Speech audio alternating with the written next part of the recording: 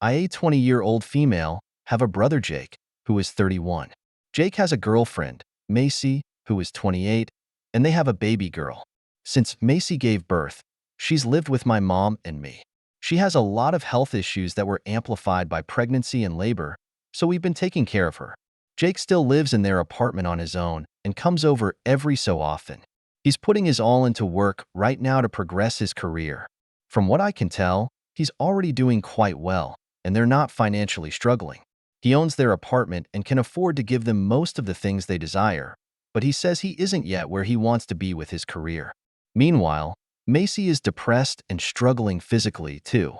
She's on several medications and barely leaves the house.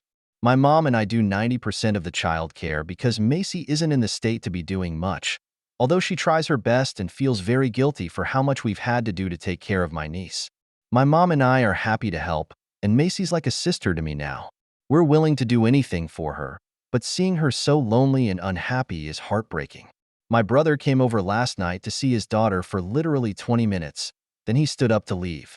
I followed him out and asked where he always was and why he wasn't here with his wife, who was clearly struggling and taking care of his daughter. He said he works hard and is too tired to come all the way over here after work every day, so he just comes when he can. Bear in mind, it's a 30-minute drive from their apartment to my mom's house. I said one day his daughter won't even recognize him, and neither will his wife because he doesn't try to be here. He said it isn't my business, and if I'm unhappy helping them with the baby, then I should just stop, and that no one's forcing me.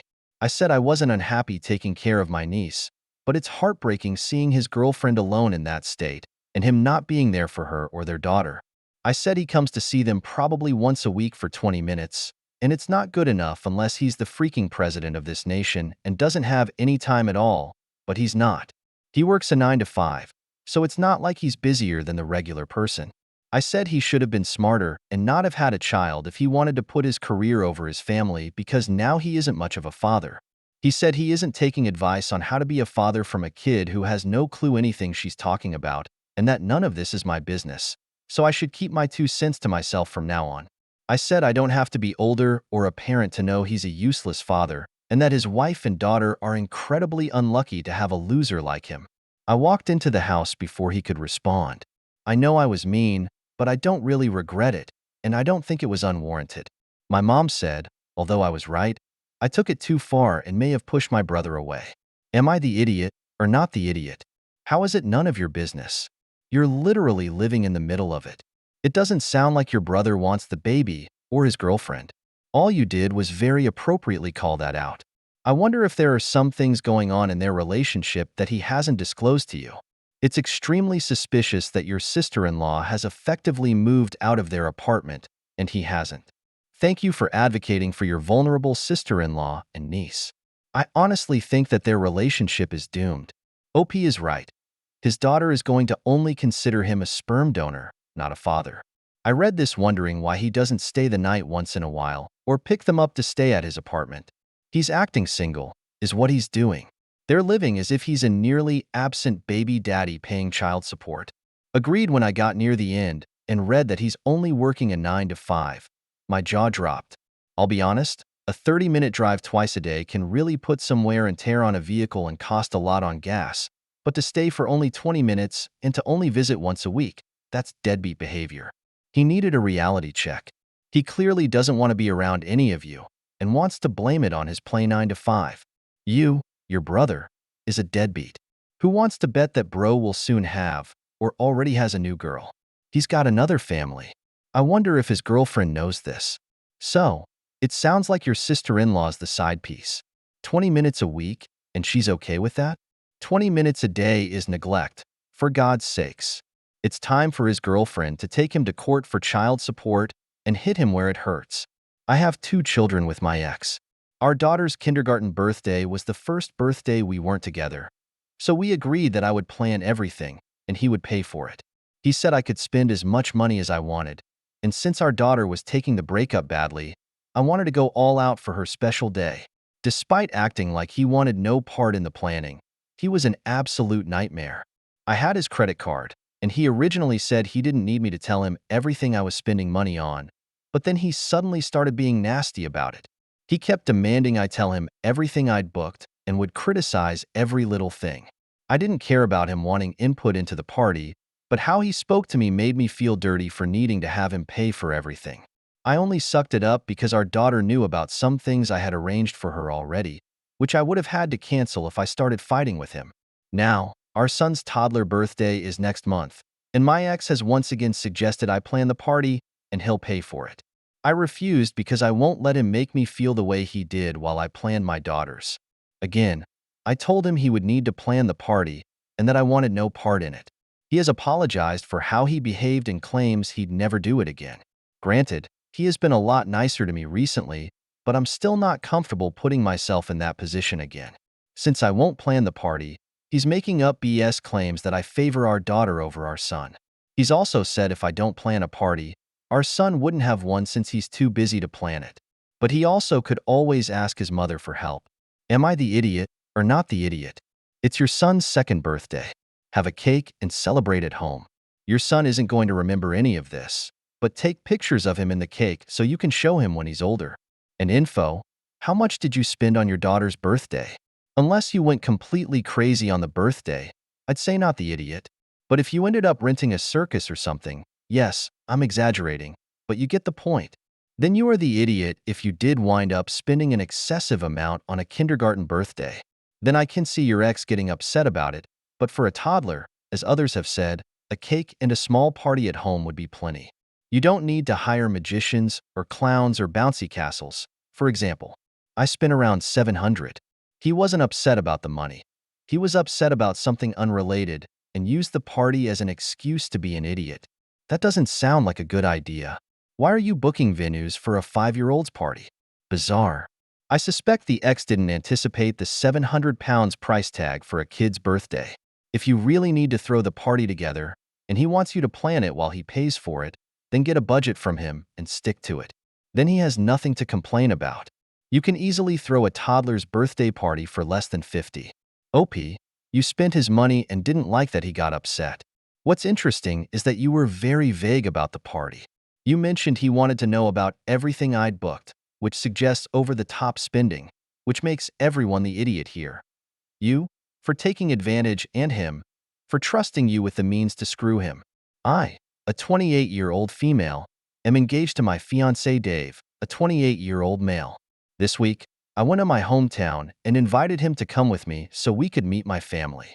He's met my brothers and mom, but not my dad and extended family. When I was 16, my dad cheated on my mom with a very well-known escort and then married her.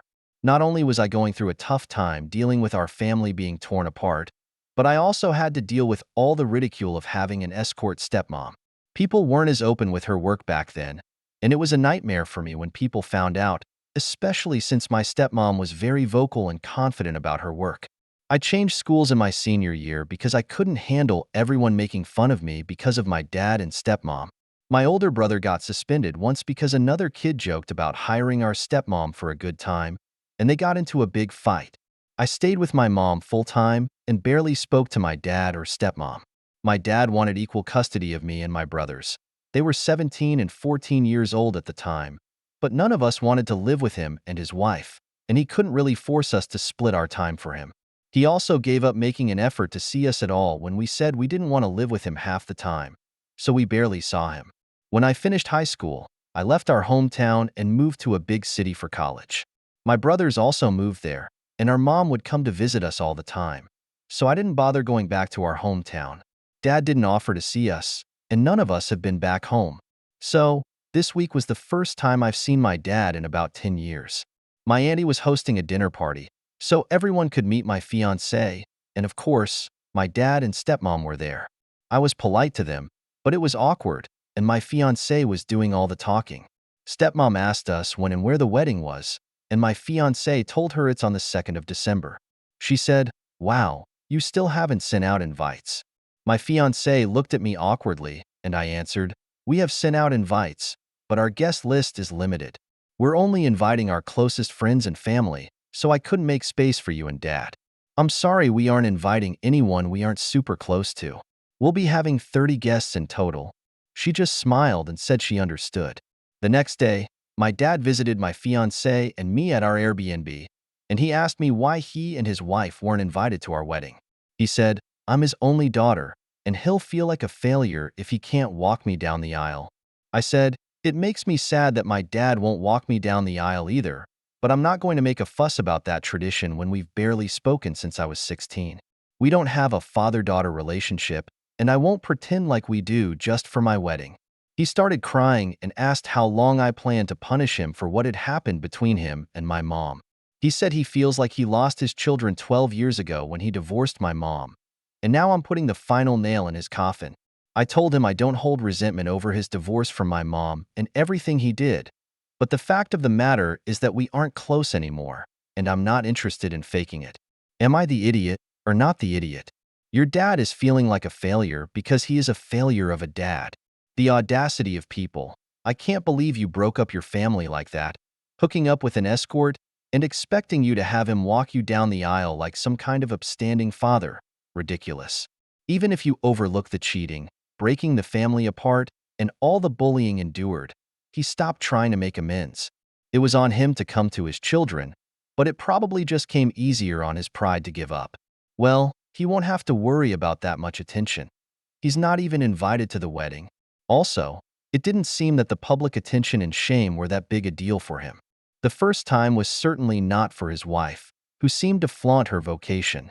No, the ones who suffered as usual were his kids.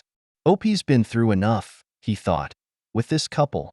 Here's hoping she and her fiancé have a wonderful life together. No, it's not about the public attention at all. He had fantasies that he still had a relationship with his daughter, and that bubble just burst. The full consequences of his decisions just crashed down on him. You handled it perfectly, he told himself. Honestly, there's a vast spectrum between resentment and a healthy relationship, and your dad doesn't get to guilt you into a relationship that doesn't exist. Don't let the consequences he's now fully realizing weigh on you. I nearly adult female baked a cheesecake for my family to share, and I was letting it cool down when my mother cut herself a slice. It was still hot, so it crumbled in on itself. I was really upset because I had worked super hard to make it, and I was hoping to take photos. Also, the cheesecake doesn't taste right when it's hot, so I yelled at her. Why would she do that, especially since I already told her that the cheesecake needed to cool for 8 hours? My mother says since she paid for the ingredients and pays the bills that let me use the oven, I have no right to complain about it. Also, if it's for the family, why does it matter if it tastes better when cool? It's her choice as the person who wants to eat it, and she grounded me for being disrespectful and a selfish witch. My brother's on her side and says I need to get over it. Why do I care so much over a cake? Who cares? We all ate it anyway. Isn't that what you wanted? Am I the idiot, not the idiot? Excuse you for wanting to prepare the cheesecake properly and allow it to cool as it should. Does your mom have so little patience and respect for the effort you made to make it that she couldn't wait until it was ready? I don't think she would die from not having a finished cheesecake at that exact moment. Imagine if she'd eaten not fully cooked chicken or some other meat dish just because she wanted it right then. She's done that before, where she tasted things before they were done and had got mad at me for wasting ingredients, making crap food, or not cooking it right. Stop cooking for the family. They take it for granted.